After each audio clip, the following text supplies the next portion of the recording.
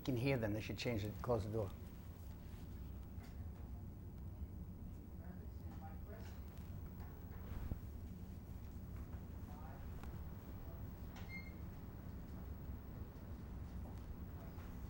In a world where life begins and then ends moments later by choice is a world we should all take a hard look at. On the heels of 2019 law passed amidst wild applause of New York State legislators, went from ending parental choice straight to euthanasia. Whenever a parent can decide to whimsically change their minds on life or death of a baby out of the womb, now that demands more than lip service. When a baby's existence is determined by legal fiat, a world without morals begins when that life ends. Medical professionals who carry out that death goes against their Hippocratic oath to do no harm. Now, let's put the brakes on and let's hear some of the information that an expert, my guest, Grace Colucci, who's a pro-life advocate, has been working on for how many years? At least 20. Yeah. So how did you, bring us up to speed a little bit about what you've done, and then we'll go right into the questions. Okay, well, it started out joining with my church, going to the March for Life every year in January, around the anniversary of the Roe v. Wade decision. Then I became a member in my church Respect Life group, and then got more active where I became on the board of directors of Personhood New York. I was a co-chair for Nassau County Knights for Life, but I've since had to take a step back from active roles but but I've been continuously active in going to the March for Life and just speaking to people wherever I go. Conversation comes up, and a lot of people really just don't understand what abortion is. They think that it is deciding to get rid of some cells before it becomes a human. They don't think it's a human being, which actually at the moment of conception, it's a human being. So you define it basically, which was what I do also, because at the moment of conception, had no one done anything at all, that would be a baby. Exactly. So it's like you see there'll be a few cells on, say, Mars. There would be headlines everywhere, life found on Mars. Yeah. When you plant a seed and it gets germinated and watered, it becomes a grown plant, and the only thing that would stop it is if it's killed in some way. And that's the same thing with whether it's a dog, a person, a salamander, whatever. It starts out at its beginning stage, it's still going to be a person. It can't be anything but a person. Right, that's what it will be. Yeah. Like I said, without doing anything to it, that's what will happen. Right. How do you think it's possible that we can change the minds of those who have taken on the mantra of choice right. For well, abortion? I think people need to understand, like I said, what abortion really is. Organizations like Planned Parenthood and NARAL, they don't want people to know what an abortion is. They don't want you to see the ugly reality of what it is. So they fight any kind of legislation that's been passed or attempted to be passed where they want women to have to first see their sonogram, their baby's sonogram, before they make a decision to end that life. Because I think that's a good idea. Yeah, it is very important. In fact, it's been proven that when women have seen their baby sonogram, an overwhelming number, I don't have the exact statistics with me, but an overwhelming number of people decide to keep the life. They didn't realize that it looks Quite a bit like a baby. It's a baby because it looks like one. It is one. And they're holding on to it. Yeah. I know one Saturday morning, the Planned Parenthood in Smithtown on Maple Avenue, there is a large group of people that go there, and they pray, and if people will stop, they'll give them literature towards organizations that will help them with their pregnancy, if they need financial assistance, if they need counseling, if they need babysitters. I mean, there's a lot of opportunities out there for I thought that was women. the job of Planned Parenthood. No, their job is to have people kill babies. To be Well, blunt, you Yeah, know. well, that's one of the questions I was going to ask you Yeah. a little bit later on, but I might as well get through it now because it concerns me that they say that that side, the choice side of this argument, if there is one, of this issue, I'll call it, says that there's a rationale for these things. I don't understand Well, how. as a woman, you know, we Yeah. have different feelings than men, although men have, I think, an equal say in whether or not a baby should be brought to life because they had an equal part in creating that life. But a lot of women feel that it is solely their decision because they are the vessel that carries that life. A lot of people think it's like a property, but a human being is not property. It is a separate life. It's not like the woman's having a mole removed or something to that effect. This is a Yeah, I like the separate way you life. described it, right, It has yeah. separate DNA. It could be, you know, a male that she's carrying in her female body. It's totally a separate life. When that person is born, it has their personality is very apparent. You know, they're a unique Their individual. appearance also, Yeah, and they're a unique individual. And I they always wondered are. why we had to divide the biology like that by just having one side of the equation, the mother primarily deciding on the abortion. I can appreciate that it's in their body, but I don't appreciate the idea that there's no option for a father. Right, and you know, there's 100% should be. A lot of women will say, well, too many men don't take responsibility for unwanted pregnancies. What about the ones who do? I mean, we can divide There are this plenty. up. That's There are right. plenty. I know. Believe me, I know from people that I know firsthand did not know that their partner Had an got abortion. pregnant. Yeah. No, not even that. I know people that have had the child and didn't want to tell the father. Oh my goodness. And then they'd find Oh, out when my the kid was goodness. 12 years old and they were deprived of that child's Yeah, right. childhood. See, that hurts if you want to say that the adult is the parent is without the parent, not only are they not able to parent, they're also in the pain area now for the rest of their Exactly, and existence. so They have is to that live with child. that. Yeah. So is It's the a child they could have had. But I know in your opening, not to change the subject Yeah. because this has a lot to talk about, but you mentioned about a doctor's Hippocratic Yeah. oath. And today, the modern day Hippocratic oath does not say to do no harm. It says to the best of their ability to provide the best options, basically. I have it written down, it's kind of long, but Yeah. it does not say, and it's kind of gives them leeway to say, well, what they decide is of the best interest. So it doesn't necessarily mean that helping their patient live is in the best interest as far as they're concerned. If they think They that can't talk to the baby that's not here about his they best can't interest, or talk their exactly, best interest. and ending the baby's life is usually not in the best interest. You know, it's not helping it thrive. That's for sure.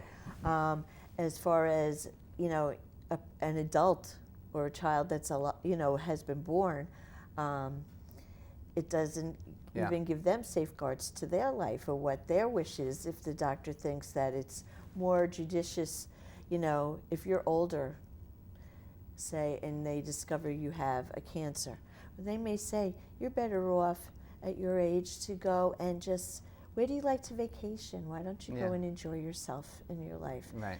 for the rest of your life, rather than go through medical treatment that could lengthen your life. The fellow we talked briefly on the phone about this doctor who McGuff a bit. I don't know why I can't remember his name, but he said that in the Obamacare back were the managed Right. care situations about the elderly, and nobody talks about that. Some were talking about the death camps, in that Yeah. regard. They were going Right. Well, I'll tell you where they are talking about it. It's in the state legislature. Sure. Yeah. They are talking very strongly about it because they want to have doctor-assisted suicide legalized, as well as what they did with having abortion legal up to the time of birth.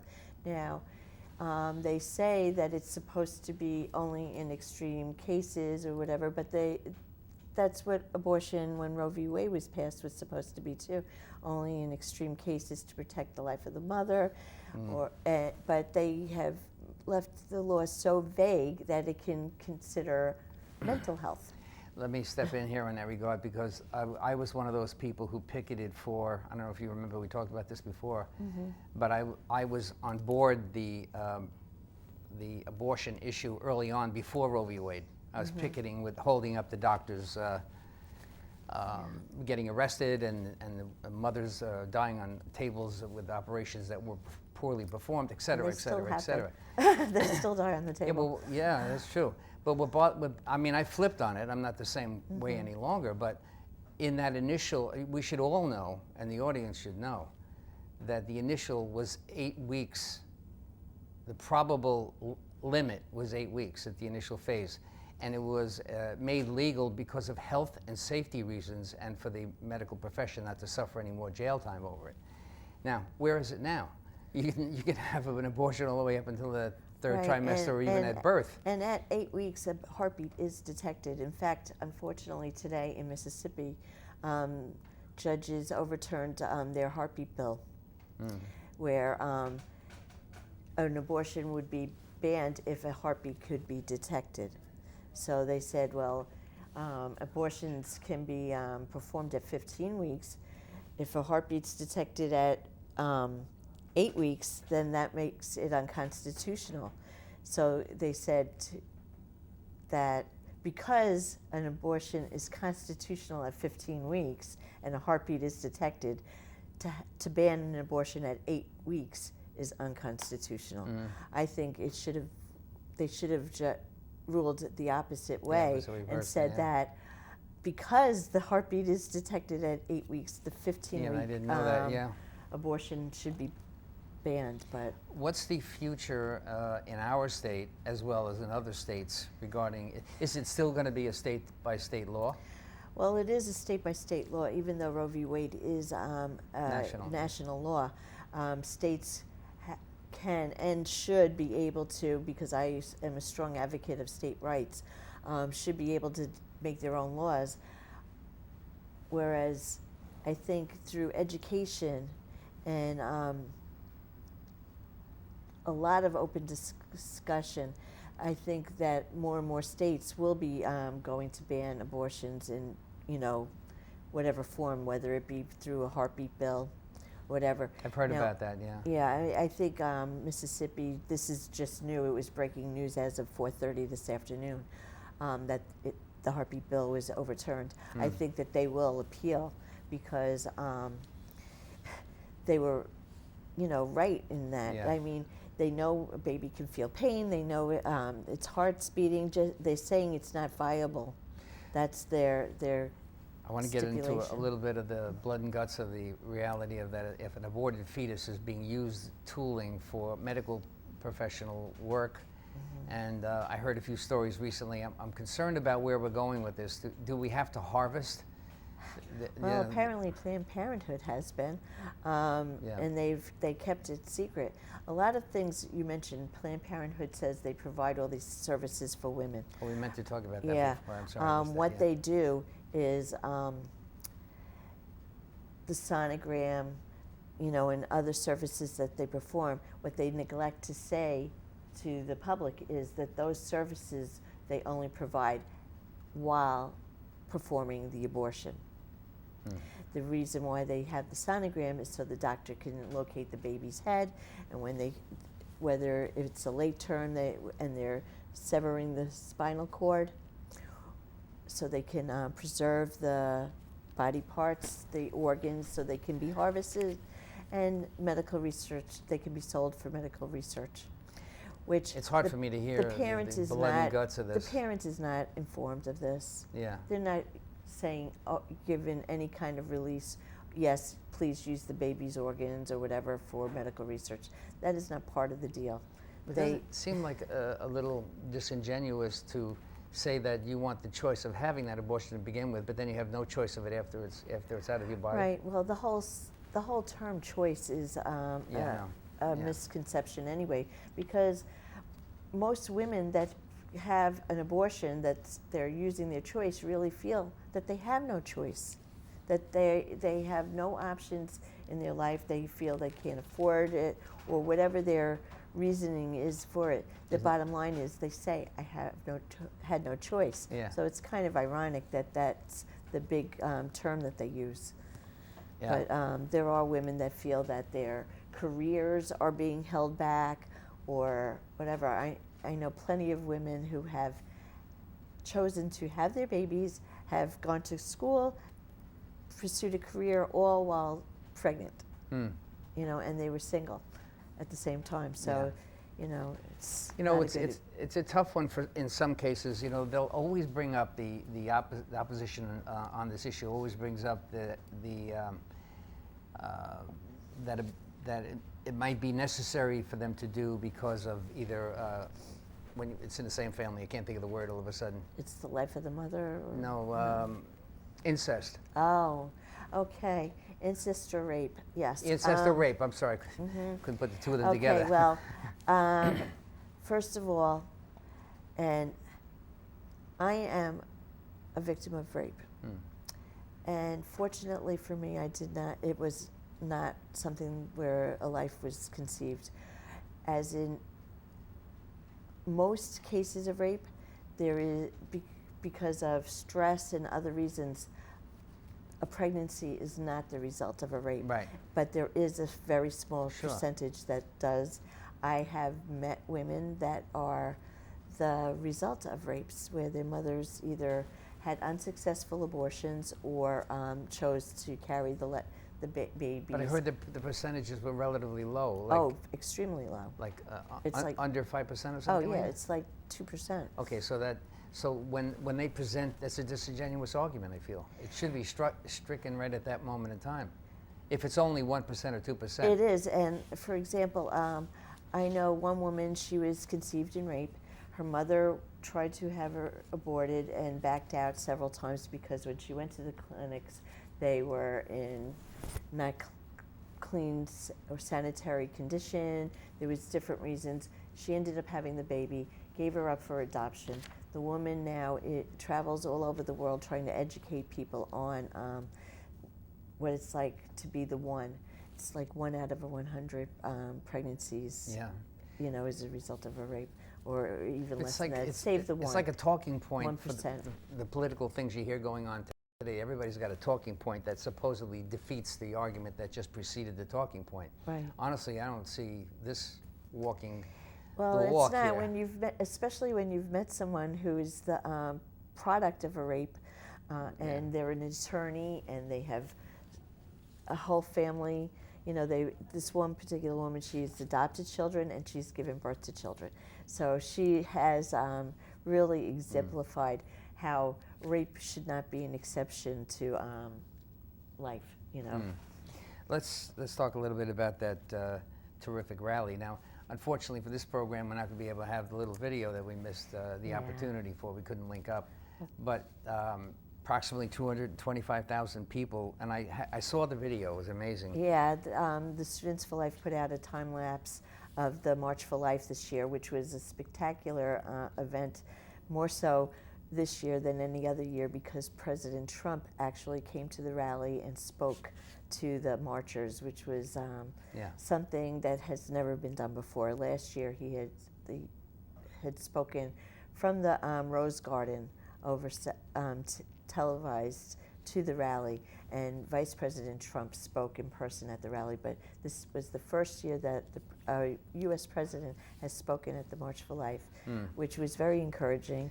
And like every year I've noticed over the last 12 years that I've been going to the March for Life, the people that are going and marching have been getting younger and younger and younger. College students, high school students. With the youth, the life movement has exploded. I would say that 75% of the participants are young people. I saw that, and I would say that was true too. Lots and lots of kids with signs and everything. Yeah. But doesn't it think about what you just said about the youth movement getting stronger in this area, which you're agreeing with me on. What does that do to the child who might have, say, pro-choice parents, so to speak, and may not feel, on board with them? Would that, Well, I'll tell pose you, a difficult in environment New for York them to live in? State especially, it would be very difficult for them because, say, one of these pro-choice, pro-life young people did get pregnant. Under New York State abortion laws, the parent can force their child to have an abortion against their will. So it is very difficult to think that someone that wants to have their baby, whether they want to raise it themselves or give it up for adoption because they feel they're too young or immature to raise a child themselves, but they don't want to end the life because they think it's morally wrong, their parent can force them. Yeah. I mean, the morality in the state and in the country, more so in more liberal states, I can't say the whole country because most of the country, I think, is pro-life. I think more people are pro-life, especially as they see the extremes that the abortion industry has taken abortions to. Sure, sure. Well, we're going to face this issue this year, as I heard. I think there's going to be an attempt to slow road down, so to speak, by making the third term abortion illegal. That's what I've Well, that would I've be heard. great. I know that there's been several attempts to pass. That seems like a no-brainer, by the way. It would, it's but a no-brainer. the bill I'm about to tell you about would seem like a no-brainer. It's called the Born Alive Bill, and what it says is if a baby survives the abortion, a doctor would have to do whatever means necessary to try to keep the baby alive. It has no legal ramification on the mother. It does not force the mother to keep the baby. It can be given up for adoption. But it does have legal ramification on the doctor and those medical staff that they have to try to make attempts to save the life once it's born alive. We can't seem to get it passed. And that seems like a no-brainer. It's born. Sure. It's alive. In Virginia, the governor said that you'll have after the baby comes out of the womb, they'll have a discussion with the medical professional and the mother as to the life and death of the baby. How cruel is that? Yeah. I mean, it's like they say it's because the baby is not viable, even when it's just born. Well, can a 2-year-old... It can't do math or ride a truck. Can a 2-year-old take care of itself? Right. Where it's, if it can't feed itself, it's still not viable. So what's the cutoff?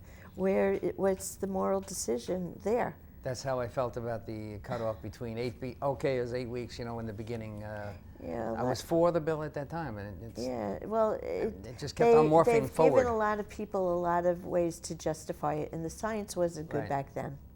It really wasn't. The science is much better. People the are science surviving now, in 4 and 5 months now. Yeah. Yeah. The science is good now, and there are a number of people that survived the abortions and were, through the goodness of a nurse's heart or whatever, taken and brought to get medical care where they survived it and are adults today. So, I was fortunate. I had an opportunity way back then. It's ironic that I was trying to get an abortion bill passed, but I had gotten someone pregnant, and my girlfriend pregnant, and we decided not to abort the baby. We decided to have the baby adopted. That baby is now back in my life with my son. Has got a new family and 2 granddaughters. So the gift of life can really be far-reaching. We don't know about all these things. We just think that, that's the end of that.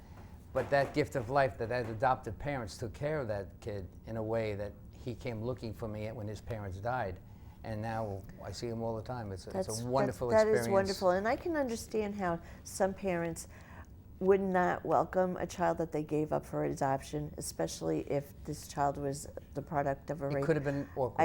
It could be awkward, or they could be married to someone that